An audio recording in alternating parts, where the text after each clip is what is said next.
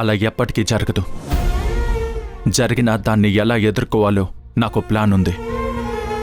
నువ్వు కంగారు పడుకో. మీ నాన్నకి నువ్విచ్చిన మాటని నేను నిలబెట్టుకుంటాను. మీరు మా నాన్నకి అబద్ధం చెప్పారు.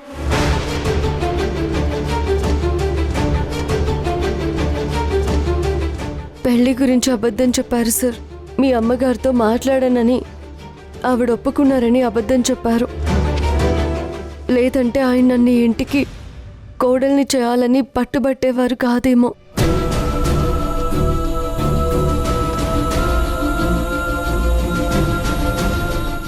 ఇప్పుడు జరుగుతున్న విషయాలు మా నాన్న ఆత్మకి కూడా శాంతి కలిగించవు సార్. దయచేసి తిరిగి నన్ను ఎస్టేట్కి పంపించేయండి.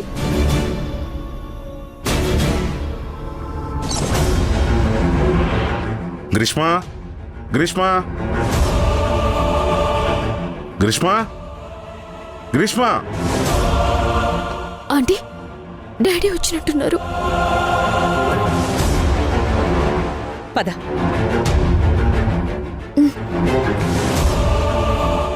గ్రీష్మా, గ్రీష్మా, గ్రీష్మా.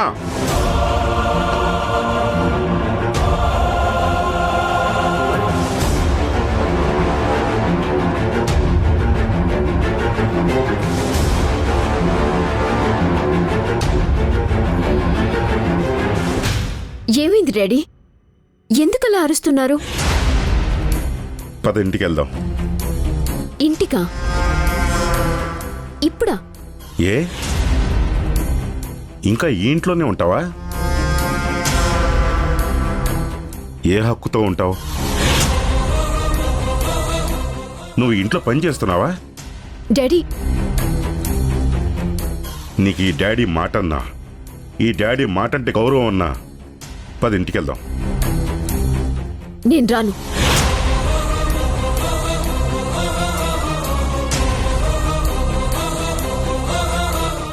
నా కోసం మల్లిక ఆంటీ తన కొడుకుతో యుద్ధం చేస్తోంది. ఆంటీని వదిలిపెట్టి నేను రాలేను.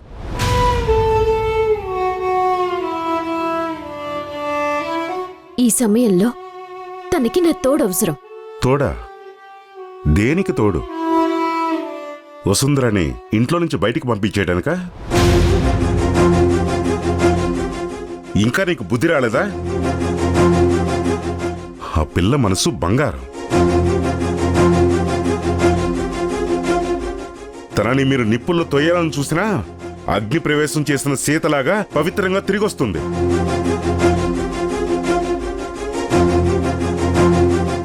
మీరేమో ఆ బురద అంటించుకుంటున్నారు. అవును డాడీ,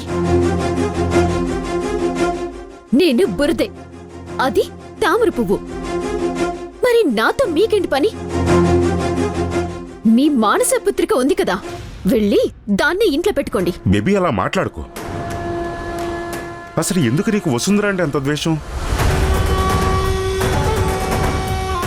ఇక్కడ జరుగుతున్నవన్నీ అర్థం చేసుకోవడానికి ప్రయత్నించు.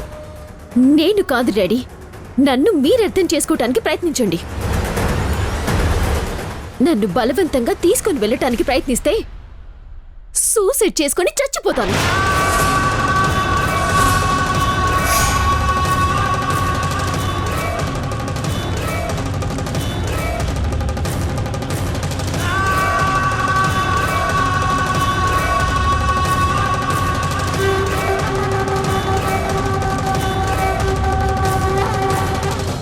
మల్లిక, ఇంకా దానిలో ఆశలు రేపకు.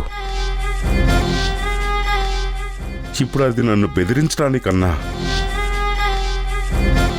నిజంగానే తన ఇంట్లో నుంచి శవమయ్యే బయటకు వస్తుందేమో.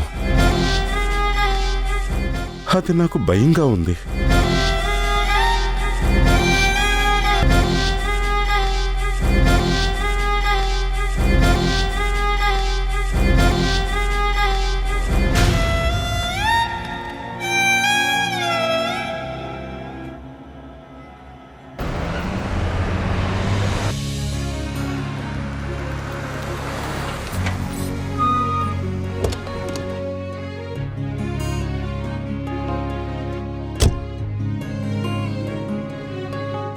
శిరీష ఉందా? లోపల ఉన్నారు, వెళ్ళండి.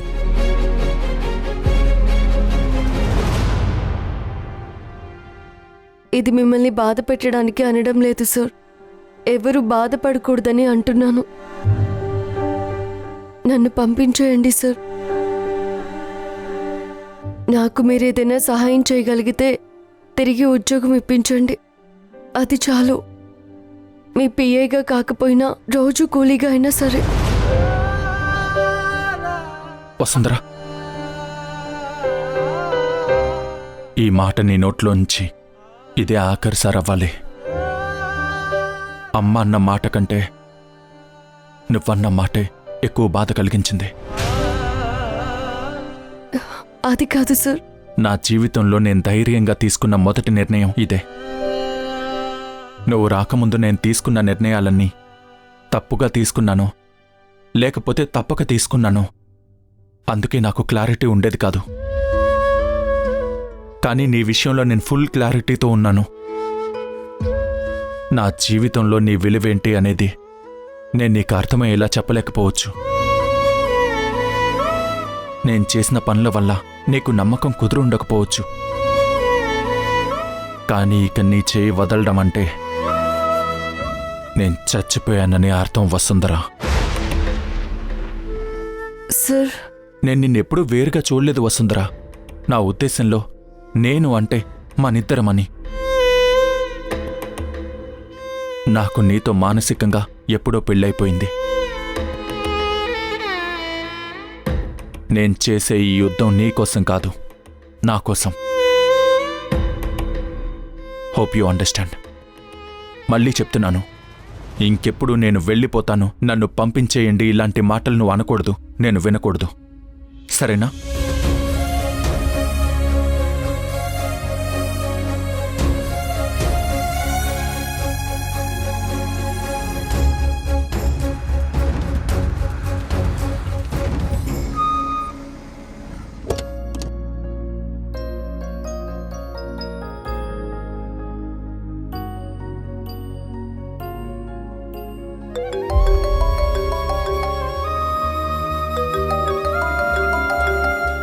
భాస్కర్ బాబాయ్ ఫోన్ చేస్తున్నాడు.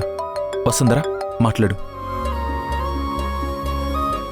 మామయ్య, అమ్మా వసుంధరా, ఇక్కడ నీ గురించి వినకూడని విషయాలు చాలా విన్నావమ్మా. అక్కడ నువ్వెలా ఉన్నావు తల్లి? నేను బాగానే ఉన్నాను మామయ్య. మీరు నా గురించి ఏమీ దిగులు పెట్టుకోకండి. నిజమేగా వసుంధరా? నువ్వు మా దగ్గరేం దాయడం లేదు కదమ్మా?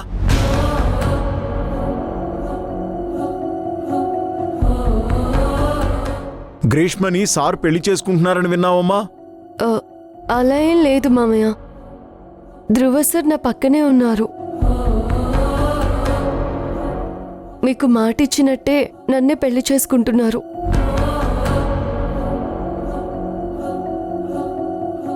మీరు ఎవరి మాట పట్టించుకోవద్దు.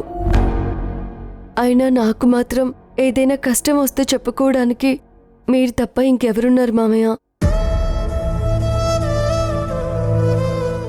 నేను త్వరలో అక్కడికి వచ్చి అన్ని వివరాలు చెప్తాను. మీరు దేన్ని నమ్మకండి. నేను బాగున్నాను, సరేనా? సరేనమ్మా, జాగ్రత్త. నేనుంటానమ్మా.